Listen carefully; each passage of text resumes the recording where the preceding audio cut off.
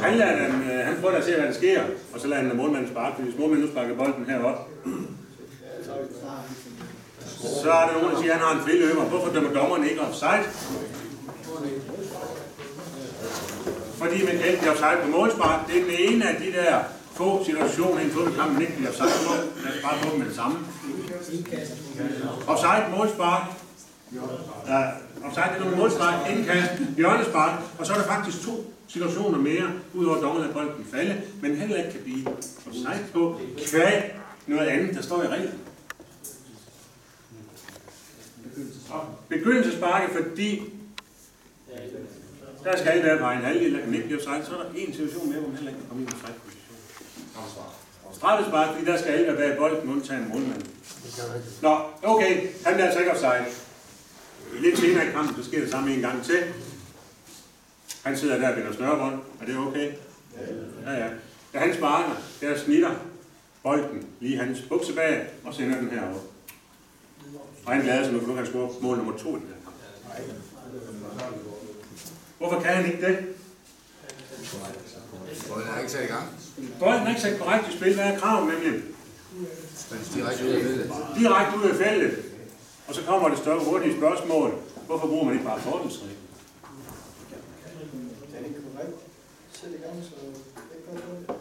Det er da godt lige sige det højt med ham. Den er ikke korrekt sæt i gang, så er der ikke fordel. Nej, hvis i gang sætningen ikke er korrekt, så kan vi ikke bruge fordelsreglen. Fag, hvis vi nu havde et indkast derovre, han kaster det her indkast lidt tåbeligt, han kaster det skidt. Han står for eksempel lidt inde på banen og kaster indkastet. Afsat. Og vi er enige om, at det er egentlig ret stor fordel, hvis vi sort lige nu. Men bolden er ikke sat korrekt i spil, så kan vi ikke bruge fordelsreglen. Nå, okay. Det andet, der kan ske på sådan en målspark her, da han sparker bolden herud af, at bolden er her, der begynder han at løbe ind i feltet. En ommer. Nu inden dommeren når på fløjten, så er bolden hentet deroppe. Så kører det selvfølgelig videre. Men det er rigtigt. Teoretisk set, lige snart han gør det her, så er der omspark.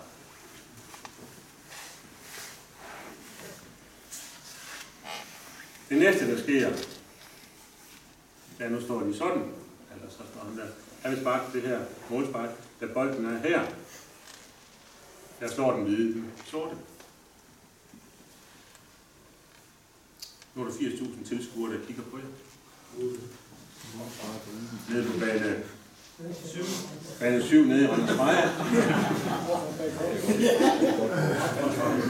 Så er der nogen, der siger, at de er gået forkert. Men de kigger stadigvæk på jer og venter på at få en kendelse.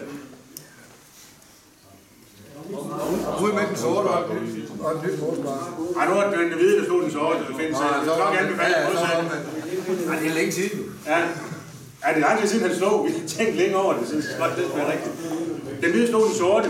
Det er rigtig udvisning af ham her. Men, og så sagde du, Finn, hvad så? Nyt målspark. Ja, fordi hvornår er bolden i spil på målspark? Når den er ude af feltet. Og det betyder jo, hvis jeg skulle have dømt straffespark, der skulle være der, så skal bolden være i spil. Nu kan vi se, at direkte frispark, vi lige på banen her. Okay. Andet, der kan ske ved det her målspark, det er, nu vil målmanden sparke bolden ud. Den ender der. Hvis han selv løber ud og tager den, hvad så? Okay, godt. Så er det omspark. Godt. Når ham der, han kommer løbende der, så går han ind i feltet og tager den. Hvor mange gange vil I tillade?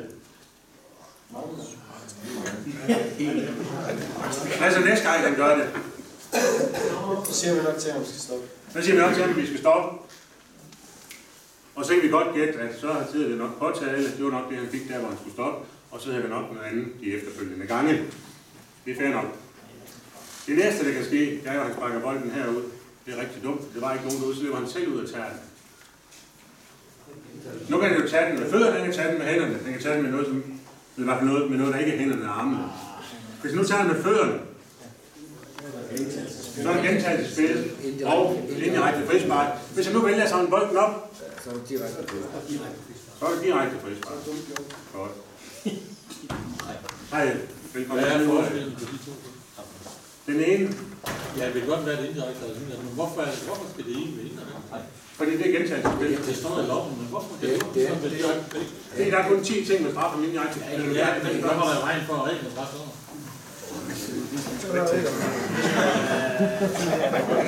Jamen, det må du spørge noget lort om, Søren. Det kan så fortælle, at du skal blive omkring 20 år ældre, før du har chance for at komme med.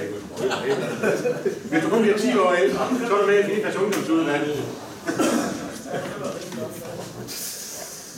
Og så snakker vi jo ikke om, hvor gammel du er, eller noget. Nej, det Men det er sådan noget helt andet. Ja. Hvad kan ellers ske på det her målspark? Så sker det, at han sparker bolden herude. Nu tager jeg vinden og fører den tilbage i målet. Hvis vi begynder at spørge om det her, så er det gået rigtig godt. Så er der hjørnespark, siger Kent. Er vi enige? Ja. Ja. Godt. Næste gang det sker, så prøver han på at redde bolden, og nu er bolden ind i målet. Nej.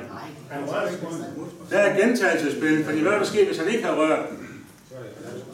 Så er det med hjørnespark. Det vil sige, at han kan ikke lave selvmål på den her.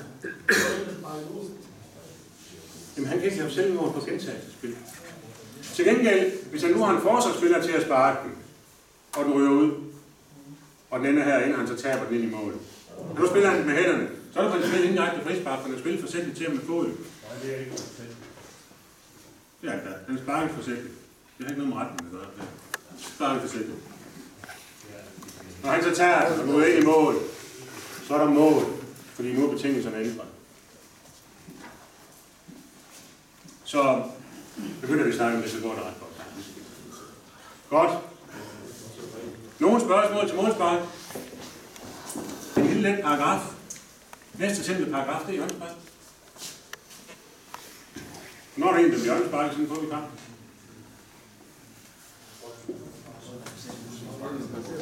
Når bolden er sparket, eller man ser et mållinje, og sidste rør er en fra forsvarets hold. Igen, vi starter med at konstatere, at sejren gælder ikke i den her situation. Nu kan han jo finde på forskellige ting, ham der.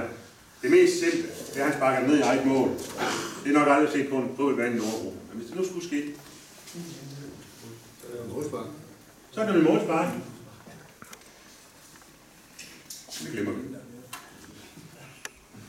Hvornår må han spille bolden igen? Når du rører af en anden spiller. Så det vil sige, sparker han nu på stolpen, og bolden ryger herud, og så tager han igen. Så er der gentaget spil i rækken frispark. Men det gør han selvfølgelig ikke. Kan han lave mål på hjørnespark? Ja. Hvor skal modspillerne være henne i hjørnespark? Hvor må ham her stå hen? 9-15 går fra? Fra cirklen. Fra cirklen nemlig. Så hvis han nu ligger bolden ud på sidelinjen, hvor langt er han så væk? Så skal han 10-15. Så er han principielt 10-15 væk. Nogle fodboldbaner, der har de gjort det så nemt at sætte en streg hernede. Prøv for sjov skyld at måle op på den, der er mange steder som faktisk. Så, men han må gerne stå der. Det er der ikke noget til hinder for. Og han nu sparker bolden ind over. Ja, han sparker ikke særlig skyld. Men jo, der skal være de øjenskud. Hvor højt skal det være? 9-5. 1-5. 9-5.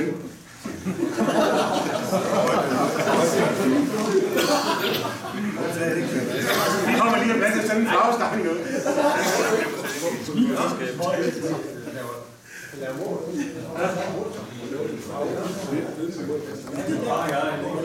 Så er det et målspark? Ja, jeg har en spark selvfølgelig, ja. Tak, undskyld.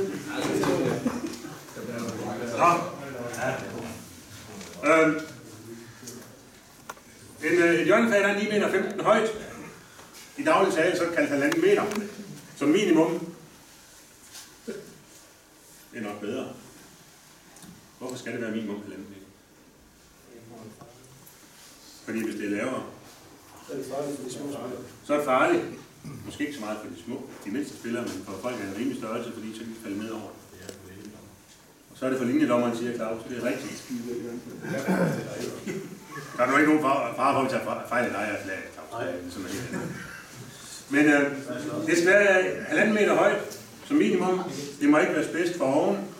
Og hvis det knækker, så vi står med 2 stumper, en på 1 meter, en på 0,5 meter. Så bruger vi gaffetape eller også. Så finder vi et nyt flag. Men lad os komme i gang med en anden regel, der er lidt sjovere, end vi startede med. Det er jo sådan, at der skal være en målmand. Hvordan kan vi vide det?